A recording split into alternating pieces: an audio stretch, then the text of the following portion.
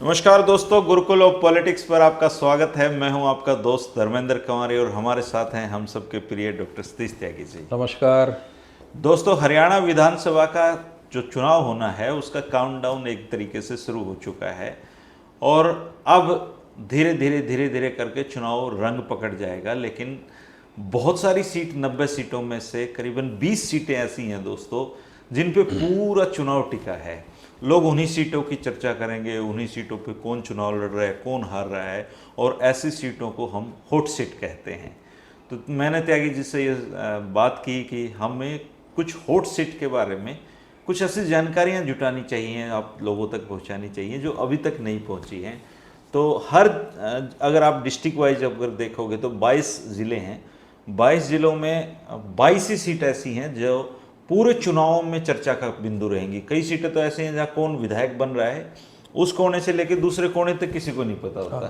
सही बात। तो आज से हम हॉट सीट करके ये एक हमारे नई सीरीज शुरू कर रहे हैं। इसको हमें जारी रखना चाहिए या नहीं, ये भी जरूर आप बता देना। और अगर ये आपको पसंद आई हो तो अगली हॉट सीट कौन सी होनी चाहिए आप कमेंट करके जरूर बताना। तो आज की जो पहली हमारी हॉट सीट है वो हम रोहतक से ही शुरू कर रहे हैं। रोहतक में एक सीट है किलोई।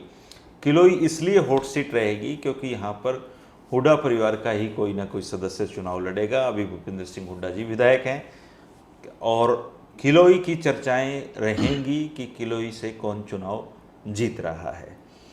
तो किलोई की अगर आप बात करें सर, गढ़ी सांपला किलोई की, जी। तो ऐसा नहीं कि हुड्डा परिवार यहाँ पे हमेशा जीतता ही रहा है। हुड्डा परिवार ने यहाँ पे जीत से पहले बहुत सारी हार देखी हैं। बहुत कम लोगों को ये बताओ कि यहाँ पे उनके पिताजी भी हारे, उनके भाई भी हारे भूपेंद्र सिंह हुड्डा जी के, और खुद भूपेंद्र सिंह हुड्डा जी भी हारे। चौधरी हरिचंद हुड्डा जी 101 साल की उम्र में दुनिया से गए। उनका जब मैंने इंटरव्यू किया था उन्होंने बताया कि उन्होंने रणवीर हुड्डा को भी हराया था और भूपेंद्र हुड्डा को भी हराया था। जी जी। यानी कि आज की जो किलोई सीट है जिस पर लगता है कि वो सब भूपेंद्र सिंह हुड्डा के प्रभाव क्षेत्र वाला इलाका है, वहाँ पे एक ज़माने में ये लोग एक जीत के लिए भी तरसते थे, ऐसा भी टाइम था। हाँ बिल्कुल। एक तो पहले आपको बड़ा साधुवाद कि आपने हॉट शीट की कल्पना करी और हमारी नई श्रृंखला आ रही है। तो उससे पहले मैं ये चाहूँगा कि कुछ चीज़ें, चूँकि हमारे दर्शकों में बहुत लोग ऐसे हैं जो कॉम्पिटिटिव एग्ज़ाम की तैयारी कर रहे हैं और उनको ये लगता है गुरुकुल कांगड़ी कह रहा हूँ, गुरुकुल पॉलिटिक्स के जरिए उनके सामान्य ज्ञान में कुछ वृद्धि होती है। वो केवल ठोस मतलब व्यवहारिक राजनीति की बातें नहीं सुनते, कुछ और चीज़ें उनको मिल जाती हैं। तो उसकी शुरुआत ही मैं कर रहा हूँ। देखिए 1915 में, आज से करीब 110 साल पहले चुनाव नहीं होते थे। तो हरियाणा के पहले दो लोग जो काउंसिल में गए पंजाब में, वो एक तो भालोट के लालचंद फोगाट थे और एक जवाहर भार्गव थे हिसार से। तो ये इलेक्शन से नहीं गए थे, इलेक्शन सबसे नॉमिनेट हुए थे। हाँ नॉमिनेट हुए थे। यही दो पहले लोग थे जो काउंसिल में गए, पंजाब काउंसिल में। उसके बाद में 1920 में चुनाव होने शुरू हुए। लिमिटेड फ्रेंचाइज था, मतलब बहुत कम लोग वोट देते थे, वोट देने वाले भी बहुत कम थे और चुनाव लड़ने वाले भी बहुत कम थे। और 1920 के चुनाव में तो कोई पॉलिटिकल पार्टी थी ही नहीं। 1923 में जाके ये पॉलिटिकल पार्टीज बनी और उस तरह का रिप्रेजेंटेशन शुरू हुआ। तो मैं यहाँ ये बताना चाहूँगा कि 1920 से लेके 1937 तक पंजाब काउंसिल थी और यहाँ हमारे क्षेत्र में, पूरे हरियाणा में बता रहा हूँ, 9 लोग चुने जाते थे। 9, मात्र 9 लोग चुने जाते, यानी 9 सीट थी। और हमारे इसी इलाके में जहाँ हम बात कर रहे हैं, खासतौर से रोहतक की बात करें, तो 2 कंस्टिट्यूंसी एक थी नॉर्थ वेस्ट रोहतक, जहाँ से लालचंद फोगाट चुने गए थे और मंत्री भी बने थे 1920 में। और एक थी साउथ ईस्ट रोहतक, अच्छा, यहाँ से चौधरी छोटू राम बने थे। अच्छा, हाँ। तो चूँकि हम गढ़ी किलोई सांपला की बात कर रहे हैं तो मैं इसी क्षेत्र की बात कर रहा हूँ। तो यहाँ से 2 लोग ही चुने जाते थे। 1920 से 1937 तक काउंसिल थी। 1937 में पंजाब असेंबली बनी और तब ये संख्या बढ़ के 9 से हो गई 29, 29, यानी 29 लोग चुने जाने लगे। 1952 में जब देश की आज़ादी के बाद पहला चुनाव हुआ तो हरियाणा क्षेत्र से में 40 सीटें थीं और विधायक थे 46। वो क्यों? क्योंकि 6 सीटें ऐसी थीं जहां से डबल मेंबर चुना जाता था। आरक्षण की व्यवस्था ऐसे की थी कि सामान्य जाति का एक चुना जाएगा और एक अनुसूचित जाति का। तो हमने पहली बार 1952 में 46 विधायक अपने हरियाणवी क्षेत्र से, चूंकि हम पंजाब का हिस्सा था, चुन के दिए। 1957 में ये संख्या और बढ़ गई, तब हमारी सीटें होगी 45 और हम विधायक चुनते थे 55। 10 सीटें ऐसी थी जो डबल सीट हाँ, जो डबल सीट थी, आरक्षित लोग थे। 1962 में भी हम पंजाब का हिस्सा थे, लेकिन हरियाणवी क्षेत्र से जो लोग चुने जाते थे वो थे 54। फिर 1967 में जब हरियाणा बन गया और लेके वहाँ से 1972 तक 81, ये संख्या 81 हो गई थी। और 1977 में हमारे विधायकों की संख्या, हमारे विधानसभा क्षेत्रों की संख्या 90 हो गई। तो ये जानकारी के लिए मैं बता रहा हूँ कि एक पूरा आइडिया आपको मिल जाएगा। अब जब तक हम गढ़ी सांपला की बात करते हैं, तो इसमें जब 1952, 57 और 62 तक इस क्षेत्र के लोग, गढ़ी सांपला किलोई के, वो देते थे वोट सांपला विधानसभा क्षेत्र को। अच्छा जी। हसनगढ़ भी 1967 में बनी हरियाणा बनने के बाद में, और किलोई भी 1967 में बनी। अच्छा, तो किलोई नाम से सीट आई है 1967 में हरियाणा बनने के बाद, और ये रही है 2005 तक। फिर इसमें जब परिसीमन हुआ तो हसनगढ़ भी मिला दी गई, तो गढ़ी सांपला किलोई। हसनगढ़ एक्चुअल में हसनगढ़ का और सांपला का एक ही मामला है सारा का सारा, और किलोई को इसमें मर्ज कर दिया गया। तो 1967 में एक्चुअल में ये किलोई आई, और 2009 का जो पहला चुनाव हुआ है तो वो हुआ है गढ़ी सांपला किलोई के रूप में। अब हमने इसको हॉट सीट इसलिए लिया है कि एक तो भूपिंदर हुड्डा जो इस अभी भी प्रतिनिधित्व करते हैं, एलओपी हैं, और उनकी जो सीट है ये गढ़ी सांपला किलोई, इसको हासिल करने के लिए बहुत ज़्यादा प्रयास किए जा रहे हैं।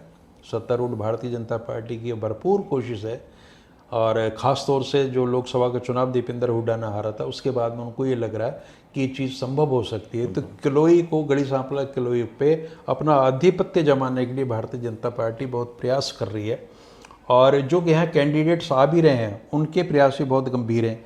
उदाहरण के तौर पे पिछले 3 चुनावों से सतीश नांदल एक बड़ा ऐसा चेहरा उभर के आए हैं, जो लगातार उनकी भरपूर कोशिश है कि पहले तो उन्होंने 2 बार तो इंडियन नेशनल लोकदल से कोशिश की कि शायद वो इस गढ़ को तोड़ देंगे या हरा पाएंगे, और अब जब उनको ये लगा कि वहाँ संभव नहीं हो रहा है और इनेलो की स्थिति वैसी नहीं रही, तो वो भारतीय जनता पार्टी के काफ़ी गंभीर कैंडिडेट के रूप में आए। हाँ, और इसमें हुआ क्या है कि पिछले 3 चुनावों में उनका वोट प्रतिशत लगातार बढ़ा है, सतीश नंदल का, लेकिन भूपिंदर सिंह हुड्डा का भी वोट प्रतिशत बढ़ता जा रहा है।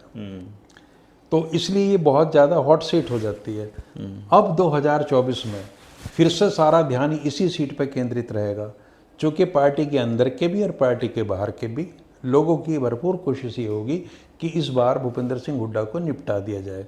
लेकिन वो चीज़ मुझे इसलिए आसान नहीं लग रही, बहुत मुश्किल काम लग रहा है कि आम लोगों में आज ये मैसेज है कि कांग्रेस की सरकार आ रही है, और जब इस तरह का माहौल बनता है तो लोग आमतौर पे, हाँ, नहीं, उनको ये भी पता है कि अगर कांग्रेस की सरकार आई तो भूपिंदर सिंह हुड्डा या उनका बेटा बहुत महत्वपूर्ण पोजीशन पे होंगे, चीफ मिनिस्टर भी हो सकते हैं, तब लोग जो है ना जम के वोट करते हैं। लेकिन राजनीतिक दल हैं वो इस तरह की कोशिश करेंगे। तो 1967 से लेके जब से ये किलोई बनी है और 2019 तक, 24 तो अब चुनाव होगा, 14 बार चुनाव इस क्षेत्र में हुए हैं, जिसमें 2 बार तो श्रेयोनाथ बने हैं 67 और 72 में, स्थलभोर मठ के मठाधीश। तो मूलतः ये नरेला दिल्ली के रहने वाले थे और जाट समुदाय से आते थे। तो इन्होंने रणवीर सिंह को हराया, और कैप्टन प्रताप सिंह जो उनके बड़े बेटे थे उनको भी चुनाव हराया। रणवीर सिंह खुद 1968 में यहाँ से चुनाव जीते थे, और उसके बाद में उन्होंने दोबारा चुनाव लड़ा था 1977 में, लेकिन वो हार गए थे। हरिचंद हुड्डा यहाँ से, जिनका आपने जिक्र किया, 1977 और 82 में चुनाव उन्होंने जीता।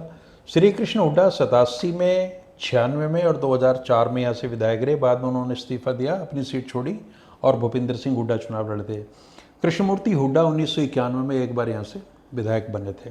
भूपेंद्र सिंह हुड्डा 5 बार यहाँ के विधायक रहे हैं। वो 1999 और 2000 के बीच जो चुनाव हुआ था वो, उसके बाद 2005, 2009, 2014, 2019 लगातार वो इस पे चले आ रहे हैं। तो एक तरीके से उनका पूरा डोमिनेंस इस सीट पे है, और ये इसीलिए माना जाता है कि हुड्डा का गढ़ है। अब ना है ही ऑब्वियसली सर। हाँ। आदमपुर तो बजरंग इसलिए और इस सगड़ सीट है। को बहुत ज़्यादा हॉट बना दिया जाता है। और जैसे मैंने कहा कि सतीश नांदल भरपूर कोशिश कर रहे हैं, तो इस बार भारतीय जनता पार्टी में टिकट मांगने वाला एक और हो गए हैं, पूर्व मंत्री कृष्णमूर्ति हुड्डा। हाँ। और वो विधायक भी रहे हैं वहाँ से। विधायक भी रहे हैं और मंत्री भी रहे हैं। तो उनका भी एक सपना है और वो बार बार घोषणा भी कर रहे हैं कि यहाँ से मैं इनको हरा के दम लूँगा, है ना। अब पहले तो ये भारतीय जनता पार्टी इनको टिकट दे, और सतीश नांदल अपनी दावेदारी को क्या छोड़ देंगे इतनी आसानी से, तो वो सारी चीज़ें साथ में रहेंगी। भारतीय जनता पार्टी जब से इस क्षेत्र में सक्रिय हुई है, इससे पहले सतीश नांदल से पहले उन्होंने धर्मवीर हुड्डा को एक बार चुनाव आगे किया था, लड़ाया था, और वो भी करीब 22,000 वोट ले गए थे। तो अगर एंटी हुड्डा वोट तो है किलोई हाँ में। है, तो पहले तो देखिए धर्मवीर हुड्डा तो हुड्डा थे।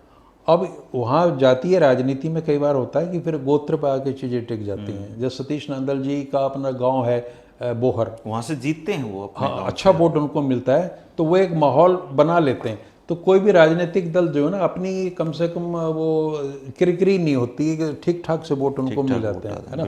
लेकिन चूंकि सत्ता के केंद्र में भूपेंद्र सिंह हुड्डा रहे हैं, 10 साल चीफ मिनिस्टर रहे हैं, तो अब उनको हराना इस समय मुश्किल हो जाता है। लेकिन एक दौर वो था कि जो लगातार वो परिवार चुनाव हारता रहा।